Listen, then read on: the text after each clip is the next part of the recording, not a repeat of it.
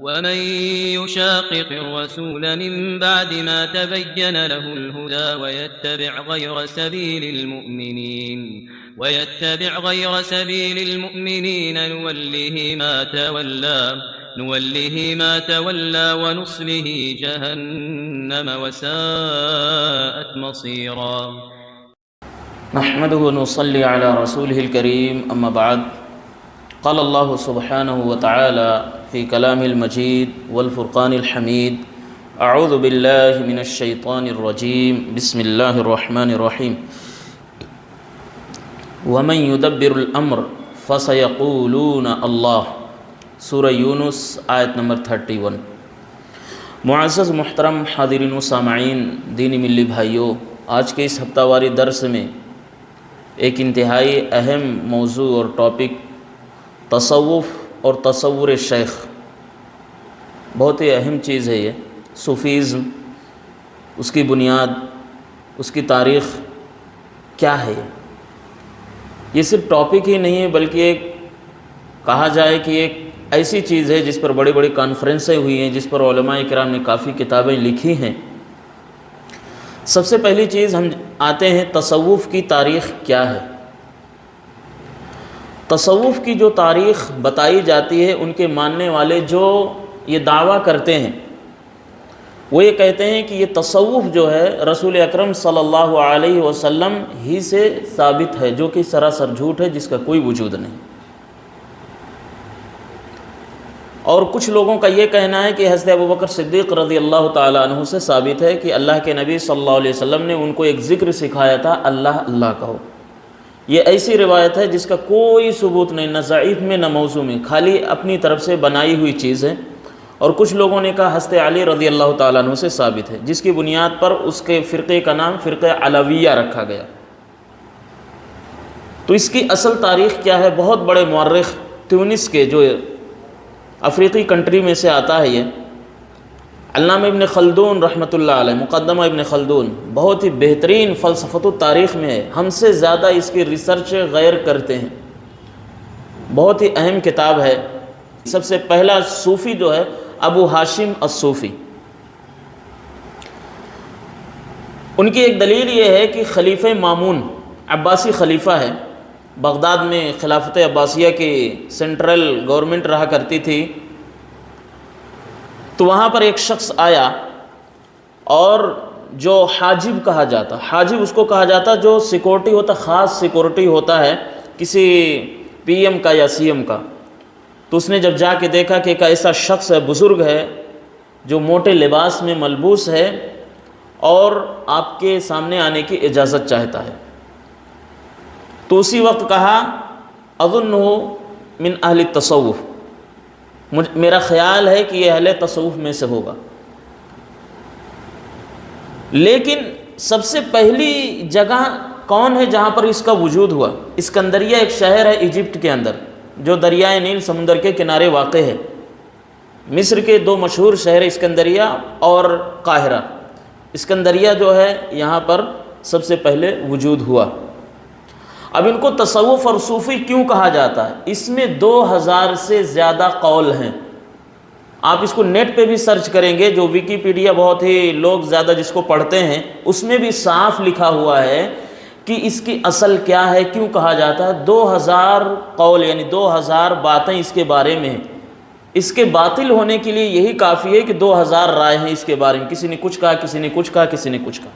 بہرحال ان کے معتقدین یہ دعویٰ کرتے ہیں تصوف اس لیے کہا جاتا ہے کہ اللہ کے نبی صلی اللہ علیہ وسلم نے مدینہ منورہ کے اندر جو مسجد بنائی، مسجد نبوی، اور صحابہ کرام مل کے، تو وہاں پر حدیث سکھانے کے لیے ایک چبوترا بنا تھا جس کو صفہ کہا جاتا ہے، جس میں حضرت ابو ہریرہ رضی اللہ تعالیٰ عنہ اور دیگر صحابہ کرام رہا کرتے تھے.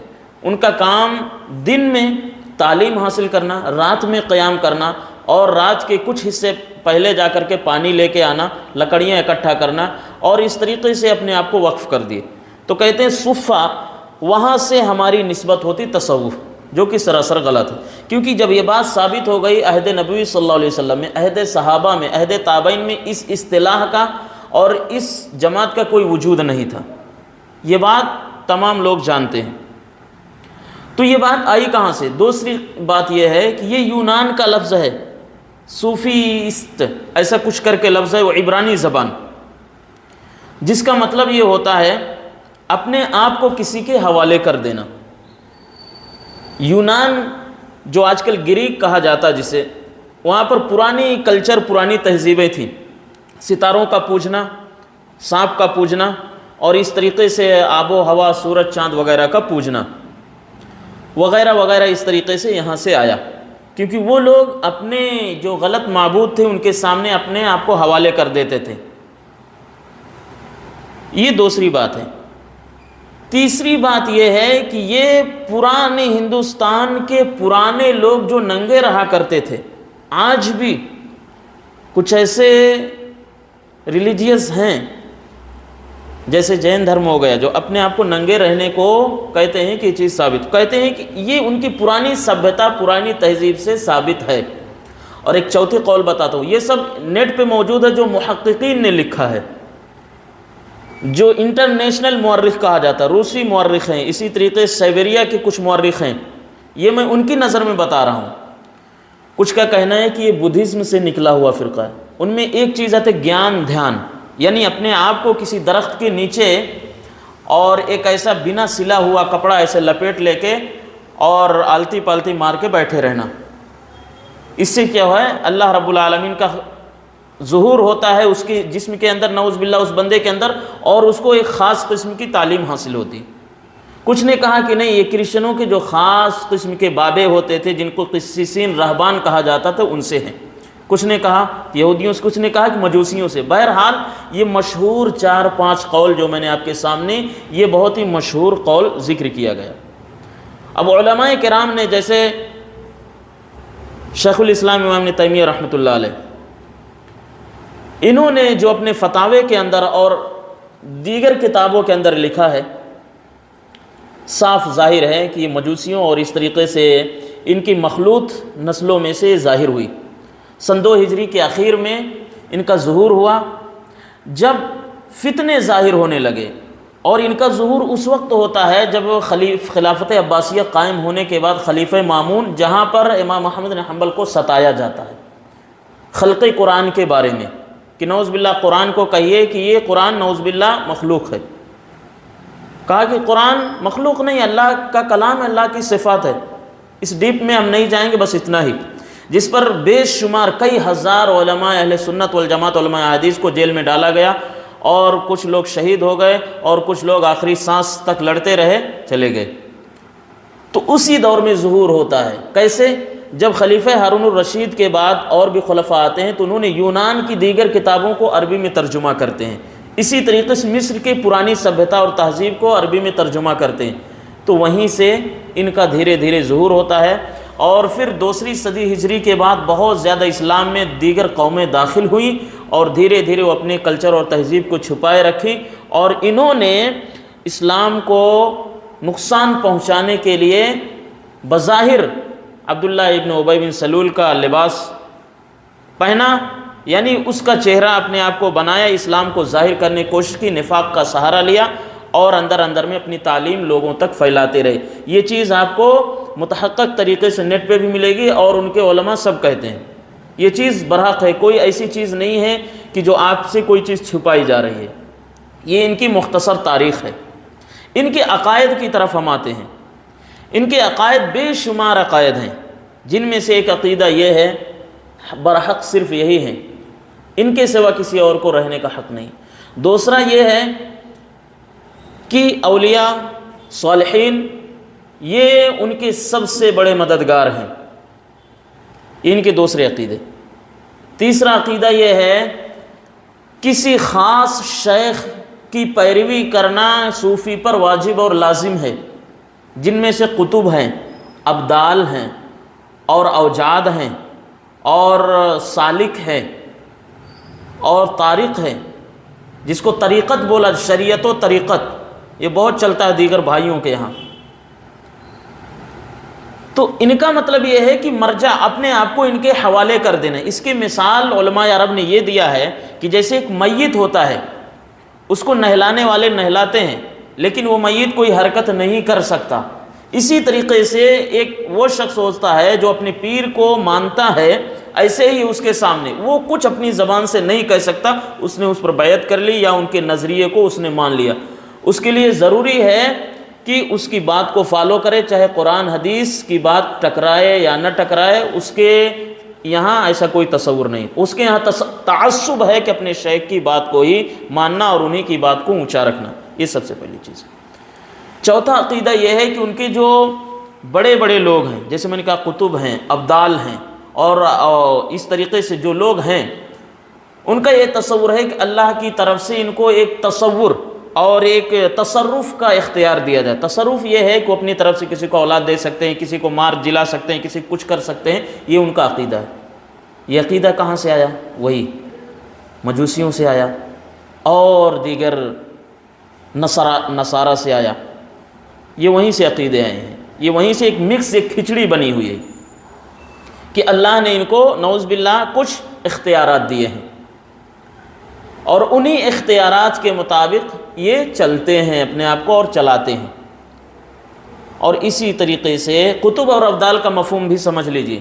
قطب چونکہ ایک ستارہ ہوتا ہے، جسے بولا جاتا ہے قطب شمالی، ایک انتہائی عظیم الشان ستارہ ہوتا ہے، بہت اونچائی پر ہوتا ہے، اس کی اونچائی اور اس کی بہت ہی عظمت کو بیان کیا جاتا ہے کہ بہت ہی عظیم چیز ہے۔ تو اسی طریقے سے ان کے جو بزرگ ہیں قطب، وہ شخص ہے جو انتہائی اعلیٰ مقام کو پہنچا ہوا، نعوذ باللہ سدرۃ المنتہا تک اس کی پہنچ ہو، یہ ایسے واحد۔ اور ابدال یہ ہے، ابدال کا مفہوم ہے جو حالات کو بدلنے کی طاقت رکھتے ہیں۔ حالات بدل سکتا ہے، ایک حالات انسان اپنی کوشش محنت سے بدل ہوا ایک الگ چیز ہے، لیکن پھر بھی اللہ رب العالمین ہی ان چیزوں کو بدلنے والا ہے۔ تو بہرحال اس طریقے کے الفاظ استعمال کیے جاتے ہیں۔ اور ایک تیسری چیز میں بتا دوں اختصار کے ساتھ کہ ان کے یہاں کیا ہے، طریقے مشہور ہیں۔ ویسے تو ہمارے ملک کے اندر 4 طریقے مشہور ہیں، لیکن جو صوفیزم تصوف کی دنیا ہے وہاں پر تقریباً 27 طریقے جو ہے پیت مشہور ہیں۔ بر صغیر کے اندر قادریہ ہے، چشتیہ ہے، نقش بندیہ ہے، شاذلیہ ہے، اس طریقے سے۔ اور جو باہر کی دنیا میں مشہور ہے جو تصوف کے، ایک عدویہ کر کے ہے، اور اسی طریقے سے ایک جنید بغدادی کا بغدادیہ ایک مانا جاتا ہے، اور اس طریقے سے دیگر اور لوگ مانتے ہیں۔ ان کا کہنا یہ ہے کہ انسان اسی صورت میں نجات یافتہ یا کامیاب ہو سکتا ہے جب ان 4-5 طریقوں میں سے کسی ایک طریقے کی طرف اپنی نسبت جوڑ لے، وہی کامیاب ہو سکتا ہے۔ آپ کو بہت سارے لوگ ان طریقوں کی طرف دعوت دیتے ملیں گے کہ جو چشتی ہے یا نقش بندی ہے، سہر وردی ہے، قادری ہے، شاذلی ہے، حسن اشعری ہے، وہی شخص کامیاب ہے، ورنہ اس کے لیے کامیابی نہیں ہو سکتی جب تک اس میں نہ جڑے۔ وہ کہتے ہیں شریعت اور طریقت۔ شریعت یہ ہے کہ اللہ کا فرمان کیا ہے، فقہ کیا ہے، حلال حرام کیا ہے، تو اس میں آپ کو 4 ائمہ میں سے کسی امام کو ماننا پڑے گا ان کے اعتبار سے، جس کو تقلید کہا جاتا ہے، جو کہ غلط ہے۔ اور کہتے ہیں طریقت کے معاملے میں یعنی اللہ کی قربت، اللہ کی محبت حاصل کرنے کے لیے ان 4-5 طریقے میں سے کوئی ایک طریقہ شاذلیہ کا یا سہروردیہ کا، چشتیہ کا، نقش بندیہ کا وغیرہ وغیرہ کسی ایک کی طرف اپنے آپ کو جوڑنا واجب ہوگا، جو کہ سراسر غلط ہے۔ اسی طریقے سے ان کے بہت سارے عقائد میں سے ایک عقیدہ یہ ہے کہ رقص یعنی ناچنا اور گٹار جو بجاتے ہیں وہ چیزیں، شراب، اور اس طریقے سے یہ چیزیں سب جائز اور درست ہیں۔ رقص آپ نے دیکھے کہ صوفیزم کا ناچنا دیکھا ہوگا آپ نے، ان کا ایک فراک ٹائپ لباس ہوتا ہے اور ایک لمبی ٹوپی ہوتی ہے، اور اس طریقے سے وہ پھر جھومتے جھومتے جھومتے کہتے وجد آ گیا، وجد اور جذب 2 لفظ استعمال ہوتا ہے، وجد آ گیا ان پر، یعنی جھومتے جھومتے جھومتے جھومتے۔ وجد کا مطلب اصل معنی ہوتا پانا۔ صوفیزم کے نزدیک کیا ہے، یعنی یہ نعوذ باللہ اللہ کے اندر گھل مل جاتے ہیں۔ وجد یعنی اپنے حقیقی استھان کو انہوں نے پا لیا، حقیقی مقصد کو پا لیا اور گھل مل گئے۔ مجذوب کہا جاتا وہ شخص جو اپنے آپ کو بالکل فنا کر دے، جس کو بولتے فنا فی اللہ، جبکہ اس کا مفہوم یہ نہیں ہے۔ مجذوب بولتے بہت پہنچا ہوا شخص، جس سے روزے معاف، جس سے نمازیں معاف، جس سے زکوٰۃ، ان کے اعتبار سے، ورنہ یہ سب معاف نہیں ہے۔ نبی صلی اللہ علیہ وسلم رات و دن اٹھ کے رویا کرتے تھے، نمازیں پڑھتے تھے، صحابہ کرام کی ایسی قرات اور ایسی نماز جد و جہد آپ دیکھیں گے تو حیران رہ جائیں گے۔ ہم لوگ 1% بھی نہیں کرتے، تو کسی سے کوئی معاف نہیں ہے۔ اور ان کا ایک عقیدہ یہ ہے کہ اللہ رب العالمین نے دنیا کو نبی صلی اللہ علیہ وسلم اور اولیاء کے وسیلے میں بنایا، جبکہ اللہ تعالیٰ نے کہا وما خلقت الجن والانس الا لیعبدون۔ ہم نے دنیا کی تخلیق اور دنیا والوں کو اس لیے بنایا ہے کہ اللہ رب العالمین کی خالص عبادت کریں، اس طریقے سے۔ اور ان کے بہت سارے عقائد میں سے من جملہ عقیدہ ایک یہ بھی پایا جاتا ہے، جیسے میں نے کہا ناچ گانا رقص و سرود یہ چیز تو ہے ہی ہے ان کے اندر، اور ایک چیز یہ پائی جاتی ہے کہ اللہ رب العالمین کا کوئی خاص جگہ نہیں ہے، نعوذ باللہ، خاص جگہ نہیں ہے، جبکہ قرآن میں کئی آیتیں ہیں الرحمن علی العرش استویٰ، اللہ رب العالمین عرش پر مستوی ہے اپنے ذات کے اعتبار سے، اپنے علم، اپنی نگاہ اور اپنی رحمت، طاقت، قدرت کے اعتبار سے ہر جگہ ہے۔ وہ ایک فلسفی اس کی دلیل دیتے ہیں، کیا کہ اگر ہم نے نعوذ باللہ اللہ کو ایک سمت، ایک جہت مان لیا، جیسے ایسٹ ویسٹ جو کچھ بھی ہے، نارتھ ساؤتھ، ایک جہت ہے، ایک سمت ہے، تو اگر ہم نے مان لیا کہ اللہ رب العالمین عرش پر ہے اور عرش آسمان پہ ہے اور آسمان اوپر ہے، تو ایک جہت ہو گئی، تو اللہ رب العالمین کو کسی جہت میں تصور کرنا یہ اللہ رب العالمین کے نعوذ باللہ فنا ہونے کی دلیل آتی، یہ ایک فلسفیانہ دلیل، جبکہ اللہ نے کہا کل من علیہا فان، ہر چیز فنا ہو سکتی ہے سوائے اللہ رب العالمین۔ شریعت سے کوئی دلیل نہیں، اپنی عقلی دلیل، تصوف والی دلیل۔ اسی طریقے سے ان کے من جملہ عقائد میں سے یہ ہے کہ جو ایتھیزم ہے، ایتھیزم کس کو کہا جاتا ہے؟ لادینیت، ارتداد، الحاد، یعنی جو بولتے ہیں منصور حاجب والا، حلاج والا عقیدہ، انا الحق والا، میں ہی خدا ہوں، نعوذ باللہ، وہ شخص کہتے ہیں، میں نہیں کہہ رہا ہوں، یہ بہت ہی ڈینجر مسائل ہے، کہتے ہیں کہ بندہ خود خدا ہے اور خدا ہی بندہ، نعوذ باللہ، اسی کو جذب کہا جاتا، مجذوب۔ جب انسان جب وہ بالکل وہ شیخ فنا ہو جاتا ہے تو یہ کہتے ہیں کہ نعوذ باللہ اللہ ہر جگہ ہے اور وہی خالق وہی مخلوق، سب خالق ہیں سب مخلوق ہیں۔ یہ اسے خطرناک عقائد ہیں میرے بھائیوں، یہ بیان کرنے کا مقصد یہ ہے کہ آپ کو اس خطرناکی سے دور رکھنا ہے۔ صوفیاء کرام کا دین اسلام کی تبلیغ میں کردار، ان سے ہمیں ہوشیار رہنے کی ضرورت ہے۔ تو یہ ٹاپک بہت ہی وسیع ہے، لیکن بہت اختصار کے ساتھ میں نے آپ کے سامنے رکھا ہے۔ اور اللہ رب العالمین کا قول جو میں نے سورہ یونس کی آیت نمبر 31 یعنی 31 نمبر کی پڑھی ہے، وَمَن يُدَبِّرُ الْأَمْرَ، کون ہے جو آسمان و زمین کے اندر جو معاملات ہیں اس کی تدبیر کون کرتا ہے؟ تو کفار یہی کہتے تھے، جو کفار مکہ تھے، قریش تھے، کہتے تھے اللہ رب العالمین، پھر وہ اپنے بتوں کو بھول جاتے تھے۔ لیکن آج کے جو تصوف ہیں ان کا عقیدہ یہی ہے کہ تصوف اور اس طریقے سے تصرف کا اختیار دنیا کو چلانے کا ان کے بزرگوں کو بھی ہے۔ یہ گویا کہ نعوذ باللہ اس دور کے مشرکین مکہ سے زیادہ خطرناک ان کا نفاق اور شرک ہے۔